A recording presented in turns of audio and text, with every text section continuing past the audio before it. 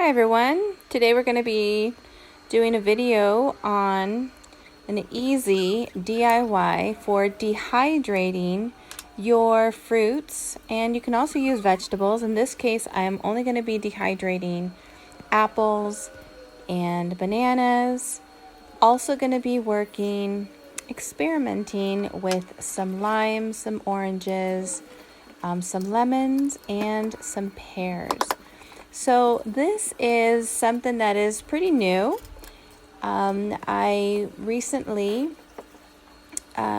decided to get into dehydrating vegetables and fruits, and really the idea came across because my youngest daughter, she was diagnosed with type 1 diabetes last year, and so we're looking for healthier alternatives as she ventures into new eating diets and different foods that are healthier, less sugar, less or no carbs, no preservatives, that kind of thing, as healthy as possible, so we can, nurture her and help her get back to optimum health. So what I decided to do was try this new dehydrator. Now you'll see further along in the video, the dehydrator that I am using, I'm absolutely in love with. It's the GardenMaster and by Nesco, and I love it. It's really, really good. So here, coming back to the video, the first things that I'm doing here is I'm going to prepare the apples, and you saw that I did use an apple slicer, and I took the slices and I chopped them into thinner slices at the thinnest possible, because of course thickness is going to play key here as you are dehydrating. The thinner the item is, the less time it's going to need in the dehydrator. The thicker, the more time. So as you're using your apple slices, you see that I have this bowl next to me, and that is holding just lemon water, because the citric acid is going to coat each of those slices. Therefore, they're not going to brown, they're not going to turn color, and they're going to look more attractive as they dry. Although I gotta tell you, I have used both ways, with the lime juice, with and without, and I didn't really see a big difference, but maybe that was just me. A lot of people swear by definitely just dipping them into the citric juices, but for me, I just really felt that this is an added step. It also does give it a little bit of a lime flavor to begin with, but honestly it dries out and you can't even taste the lime. So it's your choice. I love to explore and discover new ways to make the product. So in this case, the goal is dehydrated fruit. Now, as I'm working with the banana here, you see that I'm kind of layering into different levels of paper towels. And the reason for that is because I'm hoping to get as much of the liquid off of the bananas as possible. The banana is very moist, and there's a lot of water content in there, so we definitely want to take off as much as possible. Now know that they are going to be drying at different speeds. So although this particular dehydrator has a different trays, that's what I like about it, is that I can start them all off on the same at the same time. And as they are, getting done, one tray at a time, then I remove the tray and keep the other trays in the dehydrator. So it's very, very, very easy to use.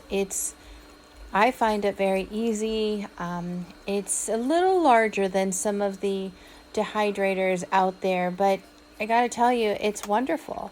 And as you are using and you get better and better into this, you can actually order more trays. Now this one comes with quite a few. I can't remember offhand, but there was definitely a good handful that comes with the original packaging. I want to say it's like 8 trays. But if you wanted to purchase more, then you can always just purchase additional trays. The beauty of this is they just keep stacking on top of each other. And once you have them all stacked up, you just put that lid back on and keep cooking, basically. It has different temperatures that you can cook at. So you can, I believe the highest temperature was 165 and it goes lower from there. If you are cooking beef jerky, that is definitely the temperature that you want to be using. However, for the fruit, I started with the temperature at 135, and I found that I was experimenting. I found that it was taking, I can speed up the process a little bit, so I did some at 135 and I did some at 165. Yes, apparently the 165, because it's higher, it did cook a little bit faster. And because I actually spent several days experimenting and doing a lot of the dried fruit, not to mention that it was pretty much gone. By the time I was finished with making the actual dehydrated fruit and my kids were just waiting for it to be done, they gobbled it up and it was gone. So definitely when you're making this, you want to make sure that you're making plenty because it does take quite a long time. The average here that I've used, as you're watching the video here, the limes and all the citrus fruit, again, because they have so much water content, those are going to take longer. But you're looking anywhere from 6 to 12 hours. It just depends. Now you saw here, that was the base of the GardenMaster dehydrator. And here I'm stacking the trays, starting with the bananas, going with the apple slices, and there's the lid. That's it. That's pretty simple. And this is not even the whole package. There's more lids or more trays that I could use. Now here you can see that it goes from the 95 all the way to 165. This Nesco GardenMaster is amazing. I'm really enjoying it. Now here's one level. So I believe at this point they had been cooking for a few hours. You see that the bananas are still really soft. And also the citrus fruit is still wet, so it's gonna need a little bit more time. However, the apples, those will be done soon. Now you see the cranberries there. I also wanted to experiment and see how they would do. Well, let me tell you, it's been about a week and a half and my cranberries are still not all dry. They just have way too much water content in them. So I had to remove them from the dehydrator and use a little convection oven that I have and having them in there longer time. So this is all just like anything. It's just a game of experimentation. All right, so here again, the bananas are getting better, but they're still soft. We still want to take time to leave them in the dehydrator and let them do their thing. The apples were done though.